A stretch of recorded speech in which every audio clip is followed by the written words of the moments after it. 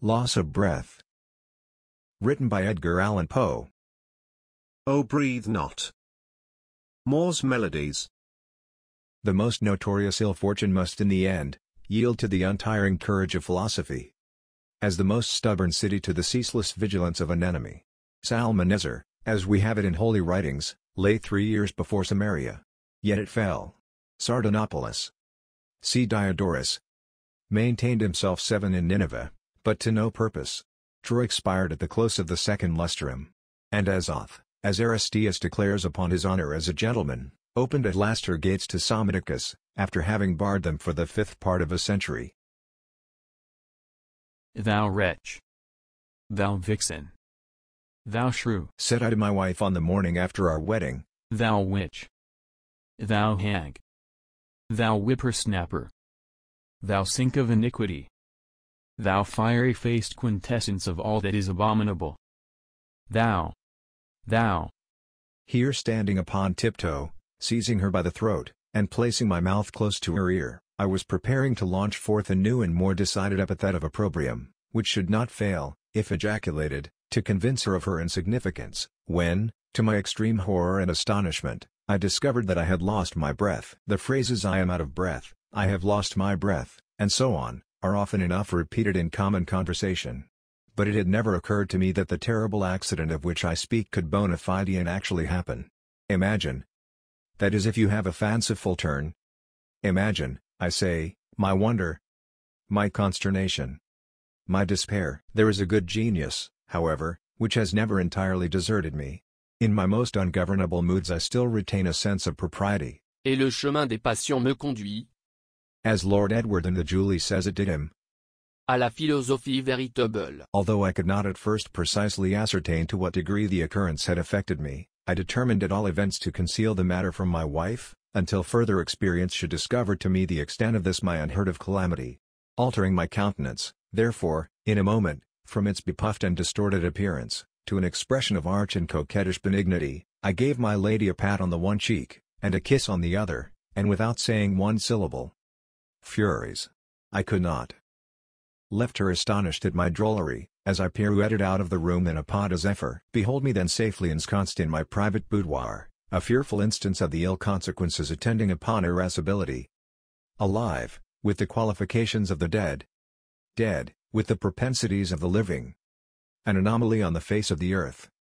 Being very calm, yet breathless. Yes, breathless. I am serious in asserting that my breath was entirely gone. I could not have stirred with it a feather if my life had been at issue, or sullied even the delicacy of a mirror. Hard fate. Yet there was some alleviation to the first overwhelming paroxysm of my sorrow. I found, upon trial, that the powers of utterance which, upon my inability to proceed in the conversation with my wife, I then concluded to be totally destroyed, were in fact only partially impeded, and I discovered that had I at that interesting crisis, dropped my voice to a singularly deep guttural, I might still have continued to her the communication of my sentiments, this guttural pitch of voice depending, I find, not upon the current of the breath, but upon a certain spasmodic action of the muscles of the throat. Throwing myself upon a chair, I remained for some time absorbed in meditation. My reflections, be sure, were of no consolatory kind. 1,000 vague and lachrymatory fancies took possession of my soul. And even the idea of suicide flitted across my brain. But it is a trait in the perversity of human nature to reject the obvious and the ready, for the far distant and equivocal. Thus I shuddered at self-murder as the most decided of atrocities while the tabby cat purred strenuously upon the rug, and the very water dog wheezed assiduously under the table, each taking to itself much merit for the strength of its lungs, and all obviously done in derision of my own pulmonary incapacity. Oppressed with a tumult of vague hopes and fears, I at length heard the footsteps of my wife descending the staircase. Being now assured of her absence, I returned with a palpitating heart to the scene of my disaster. Carefully locking the door on the inside, I commenced a vigorous search. It was possible, I thought, that, concealed in some obscure corner, or lurking in some closet or drawer, might be found the lost object of my inquiry. It might have a vapory. It might even have a tangible form. Most philosophers, upon many points of philosophy, are still very unphilosophical. William Godwin, however, says in his Mandeville, that invisible things are the only realities, and this, all will allow, is a case in point. I would have the judicious reader pause before accusing such asseverations of an undue quantum of absurdity. Anaxagoras, it will be remembered, maintained that snow is black, and this I have since found to be the case. Long and earnestly did I continue the investigation, but the contemptible reward of my industry and perseverance proved to be only a set of false teeth, 2 pair of hips, an eye, and a bundle of billets due from Mr. Windenough to my wife. I might as well here observe that this confirmation of my lady's partiality for Mr. W. occasioned me little uneasiness. That Mrs. Lack-o'-Breath should admire anything so dissimilar to myself was a natural and necessary evil. I am, it is well known, of a robust and corpulent appearance, and at the same time somewhat diminutive in stature. What wonder then that the lath-like tenuity of my acquaintance, and his altitude, which has grown into a proverb, should have met with all due estimation in the eyes of Mrs. Lack-o'-Breath. But to return. My exertions, as I have before said, proved fruitless. Closet after closet, drawer after drawer, corner after corner, were scrutinized to no purpose. At one time, however, I thought myself sure of my prize, having in rummaging a dressing case, accidentally demolished a bottle of Gramgen's oil of archangels, which, as an agreeable perfume, I here take the liberty of recommending. With a heavy heart I returned to my boudoir, there to ponder upon some method of eluding my wife's penetration, until I could make arrangements prior to my leaving the country, for to this I had already made up my mind. In a foreign climate, being unknown, I might, with some probability of success, endeavor to conceal my unhappy calamity. A calamity calculated, even more than beggary, to estrange the affections of the multitude, and to draw down upon the wretch the well-merited indignation of the virtuous and the happy. I was not long in hesitation. Being naturally quick, I committed to memory the entire tragedy of Metamora. I had the good fortune to recollect that in the accentuation of this drama, or at least of such portion of it as is allotted to the hero, the tones of voice in which I found myself deficient were altogether unnecessary, and the deep guttural was expected to reign monotonously throughout. I practiced for some time by the borders of a well-frequented marsh. Herein, however, having no reference to a similar proceeding of Demosthenes, but from a design peculiarly and conscientiously my own. Thus armed at all points, I determined to make my wife believe that I was suddenly smitten with a passion for the stage. In this, I succeeded to a miracle, and to every question or suggestion found myself at liberty to reply in my most frog-like and sepulchral tones with some passage from the tragedy. Any portion of which, as I soon took great pleasure in observing, would apply equally well to any particular subject. It is not to be supposed, however, that in the delivery of such passages I was found at all deficient in the looking asquith, the showing my teeth, the working my knees, the shuffling my feet, or in any of those unmentionable graces which are now justly considered the characteristics of a popular performer. To be sure they spoke of confining me in a strait-jacket. But, good God! They never suspected me of having lost my breath. Having at length put my affairs in order, I took my seat very early one morning in the mail stage for London, giving it to be understood, among my acquaintances, that business of the last importance required my immediate personal attendance in that city. The coach was crammed to repletion, but in the uncertain twilight the features of my companions could not be distinguished. Without making any effectual resistance, I suffered myself to be placed between 2 gentlemen of colossal dimensions, while a third, of a size larger, requesting pardon for the liberty he was about to take, threw himself upon my body at full length, and falling asleep in an instant, drowned all my guttural ejaculations for relief, in a snore which would have put to blush the roarings of the bull of Phalaris. Happily the state of my respiratory faculties rendered suffocation and accident entirely out of the question. As, however, the day broke more distinctly in our approach to the outskirts of the city, my tormentor rising and adjusting his shirt collar, thanked me in a very friendly manner for my civility. Seeing that I remained motionless, all my limbs were dislocated and my head twisted on one side, his apprehensions began to be excited, and arousing the rest of the passengers, he communicated in a very decided manner his opinion that a dead man had been palmed upon them during the night for a living and responsible fellow-traveler, here giving me a thump on the right eye, by way of demonstrating the truth of his suggestion. Hereupon all, one after another, there were 9 in company, believed it their duty to pull me by the ear. A young practicing physician, too, having applied a pocket mirror to my mouth, and found me without breath, the assertion of my persecutor was pronounced a true bill, and the whole party expressed a determination to endure tamely no such impositions for the future, and to proceed no farther with any such carcasses for the present. I was here, accordingly, thrown out at the sign of the Crow, by which tavern the coach happened to be passing, without meeting with any farther accident than the breaking of both my arms, under the left hind wheel of the vehicle. I must besides do the driver the justice to state that he did not forget to throw after me the largest of my trunks, which, unfortunately falling on my head, fractured my skull in a manner at once interesting and extraordinary. The landlord of the Crow, who was a hospitable man, finding that my trunk contained sufficient to indemnify him for any little trouble he might take in my behalf, sent forthwith for a surgeon of his acquaintance, and delivered me to his care with a bill and receipt for $10. The purchaser took me to his apartments and commenced operations immediately. Having cut off my ears, however, he discovered signs of animation. He now rang the bell, and sent for a neighboring apothecary with whom to consult in the emergency. In case of his suspicions with regard to my existence proving ultimately correct, he, in the meantime, made an incision in my stomach, and removed several of my viscera for private dissection. The apothecary had an idea that I was actually dead. This idea I endeavored to confute, kicking and plunging with all my might, and making the most furious contortions. For the operations of the surgeon had, in a measure, restored me to the possession of my faculties.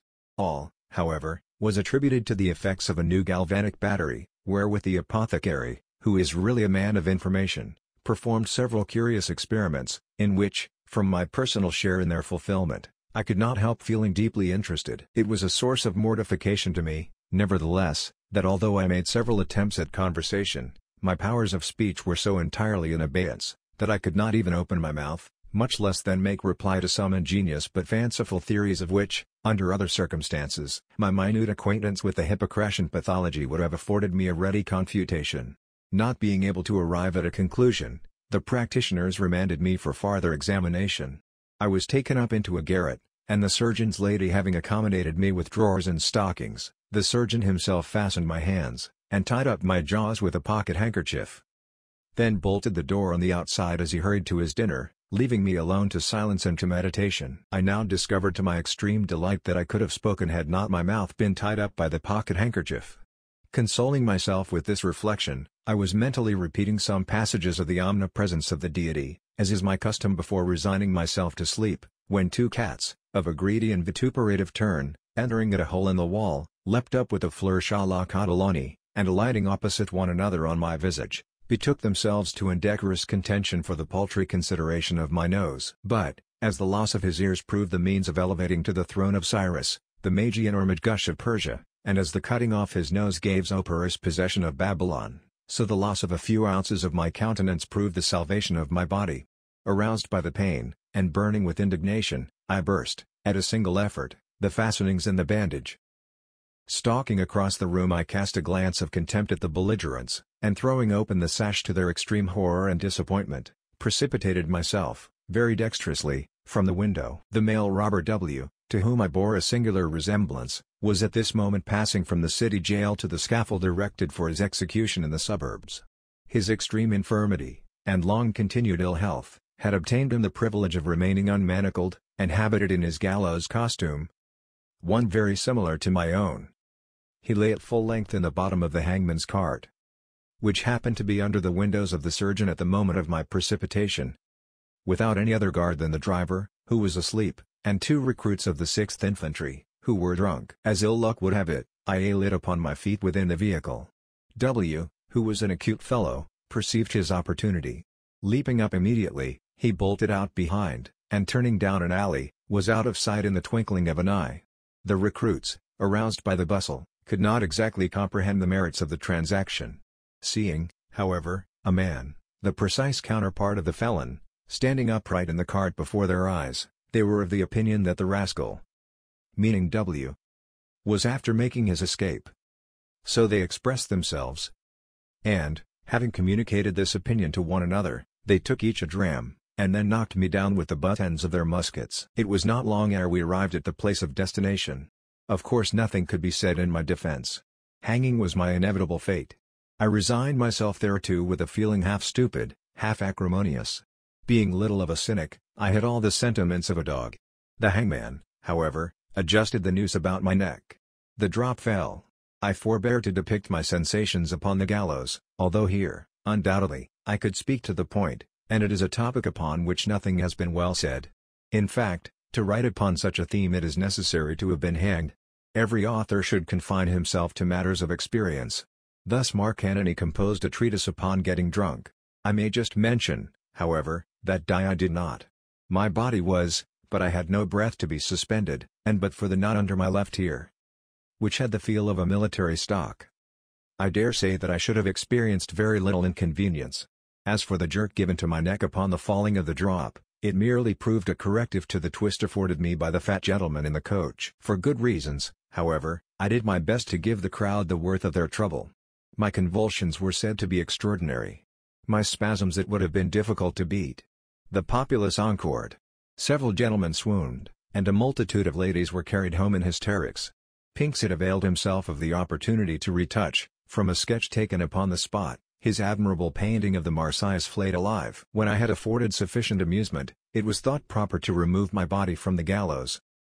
This the more especially as the real culprit had in the meantime been retaken and recognized.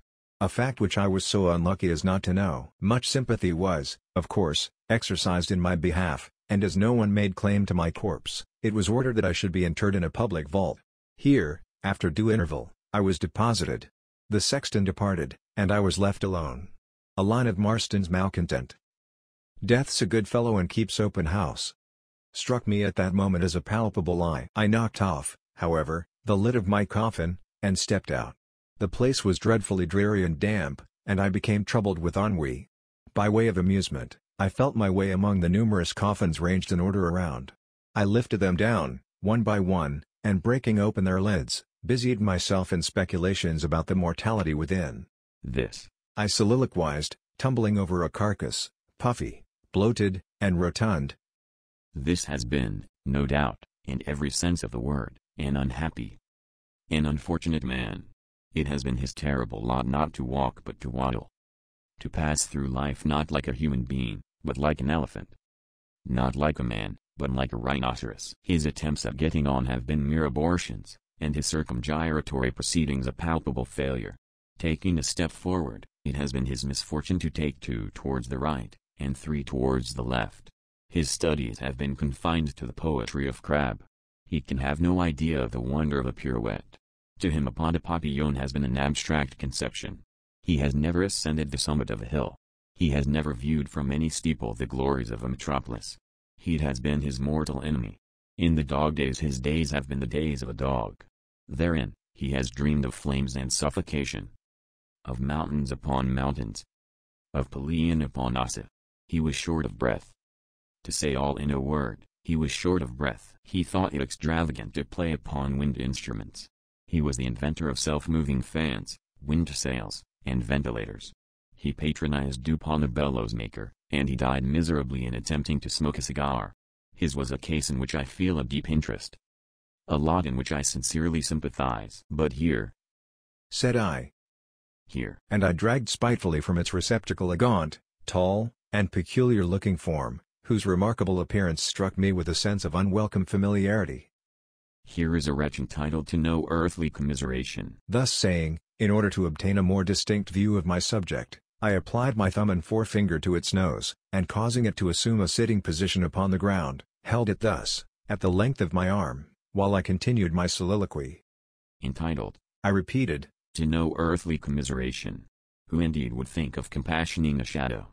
Besides, has he not had his full share of the blessings of mortality? He was the originator of tall monuments, shot towers, lightning rods, Lombardy poplars. His treatise upon shades and shadows has immortalized him. He edited with distinguished ability the last edition of South on the Bones. He went early to college and studied pneumatics. He then came home, talked eternally, and played upon the French horn. He patronized the bagpipes. Captain Barclay, who walked against time, would not walk against him. Wyndham and Albrecht were his favorite writers. His favorite artist, Phiz. He died gloriously while inhaling gas. Levique Flatiker Umpeter, like the Fama Pudicity in Hieronymus. He was indubitably a. How can you? Interrupted the object of my animadversions, gasping for breath, and tearing off, with a desperate exertion, the bandage around its jaws. How can you, Mr. Lacobrith, be so infernally cruel as to pinch me in that manner by the nose? Did you not see how they had fastened up my mouth? And you must know, if you know anything, how vast a superfluity of breath I have to dispose of. If you do not know, however, sit down and you shall see. In my situation it is really a great relief to be able to open one's mouth, to be able to expatiate, to be able to communicate with a person like yourself, who do not think yourself called upon at every period to interrupt the thread of a gentleman's discourse. Interruptions are annoying and should undoubtedly be abolished. Don't you think so? No reply, I beg you. One person is enough to be speaking at a time. I shall be done by, and then you may begin. How the devil, sir, did you get into this place? Not a word, I beseech you. Been here some time myself. Terrible accident. Heard of it, I suppose. Awful calamity. Walking under your windows. Some short while ago. About the time you were stage struck. Horrible occurrence. Heard of catching one's breath, eh? Hold your tongue, I tell you. I caught somebody else's. Had always too much of my own. Met Blab at the corner of the street. Wouldn't give me a chance for a word. Couldn't get in a syllable edgeways. Attacked, consequently, with epilepsis. Blab made his escape. Damn all fools. They took me up for dead, and put me in this place. Pretty doings all of them. Heard all you said about me. Every word a lie. Horrible.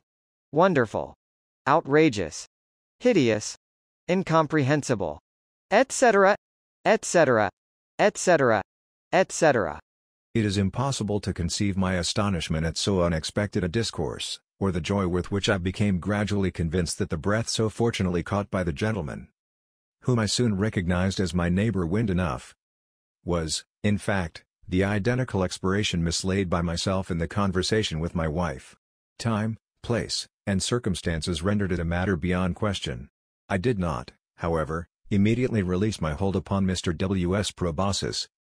Not at least during the long period in which the inventor of Lombardy poplars continued to favor me with his explanations. In this respect I was actuated by that habitual prudence which has ever been my predominating trait.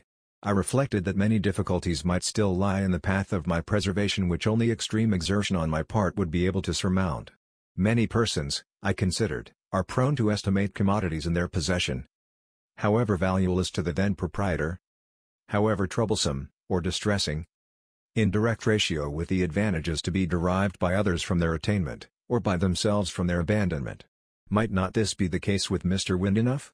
In displaying anxiety for the breath of which he was at present so willing to get rid, might I not lay myself open to the exactions of his avarice? There are scoundrels in this world, I remembered with a sigh, who will not scruple to take unfair opportunities with even a next-door neighbor, and this remark is from Epictetus. It is precisely at the time when men are most anxious to throw off the burden of their own calamities that they feel the least desirous of relieving them in others. Upon considerations similar to these, and still retaining my grasp upon the nose of Mr. W., I accordingly thought proper to model my reply. Monster. I began in a tone of the deepest indignation. Monster, and double-winded idiot. Dost thou, whom for thine iniquities, it has pleased heaven to accurse with a twofold respiration, dost thou, I say, presume to address me in the familiar language of an old acquaintance? I lie, forsooth, and hold my tongue, to be sure. Pretty conversation indeed, to a gentleman with a single breath. All this, too, when I have it in my power to relieve the calamity under which thou dost so justly suffer, to curtail the superfluities of thine unhappy respiration. Like Brutus, I paused for a reply, with which, like a tornado, Mr. Windenough immediately overwhelmed me. Protestation followed upon protestation, and apology upon apology. There were no terms with which he was unwilling to comply, and there were none of which I failed to take the fullest advantage. Preliminaries being at length arranged, my acquaintance delivered me the respiration, for which, having carefully examined it, I gave him afterwards a receipt. I am aware that by many I shall be held to blame for speaking, in a manner so cursory, of a transaction so impalpable. It will be thought that I should have entered more minutely into the details of an occurrence by which, and this is very true, much new light might be thrown upon a highly interesting branch of physical philosophy. To all this I am sorry that I cannot reply. A hint is the only answer which I am permitted to make. There were circumstances, but I think it much safer upon consideration to say as little as possible about an affair so delicate. So delicate, I repeat, and at the time involving the interests of a third party whose sulphurous resentment I have not the least desire, at this moment, of incurring. We were not long after this necessary arrangement in effecting an escape from the dungeons of the sepulchre. The united strength of our resuscitated voices was soon sufficiently apparent. Scissors, the Whig editor, republished a treatise upon the nature and origin of subterranean noises. A reply, rejoinder, confutation, and justification followed in the columns of a Democratic gazette. It was not until the opening of the vault to decide the controversy, that the appearance of Mr. Windenough and myself proved both parties to have been decidedly in the wrong. I cannot conclude these details of some very singular passages in a life at all times sufficiently eventful, without again recalling to the attention of the reader the merits of that indiscriminate philosophy which is a sure and ready shield against those shafts of calamity which can neither be seen, felt nor fully understood. It was in the spirit of this wisdom that, among the ancient Hebrews, it was believed the gates of heaven would be inevitably opened to that sinner, or saint, who, with good lungs and implicit confidence, should vociferate the word Amen. It was in the spirit of this wisdom that, when a great plague raged at Athens, and every means had been in vain attempted for its removal, Epimenides, as Laertius relates in his second book of that philosopher, advised the erection of a shrine and temple to the proper god.